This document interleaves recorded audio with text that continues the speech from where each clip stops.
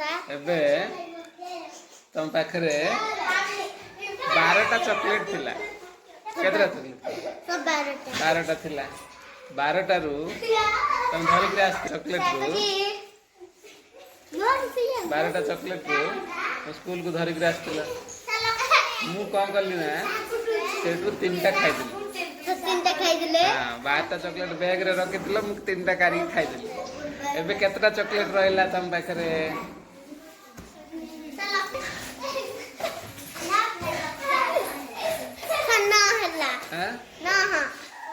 ना right answer eight लेखन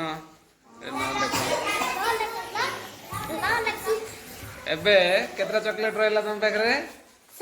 एबे केतरा चॉकलेट रहला तुम पाखरे हां 9टा रहला ना 9टा चॉकलेट बैग रे रखि करी तमे एक को जाइतिला हला 9टा चॉकलेट बैग रे रखि करी 9टा चॉकलेट थिला 9टा चॉकलेट रु हाँ 9टा थिला 9टा रु तमे एक को जाइतिला बेलकु आदित्य 3टा चॉकलेट खाइ देला हाँ चोरी की नहीं करी कोन खाइ देला हेले केतटा रहबो आदर हिसाब कर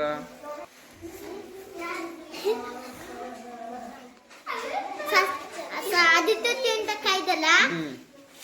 3टा खातिले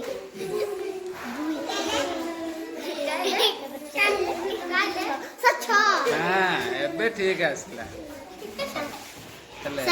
एबे हाँ लिख दे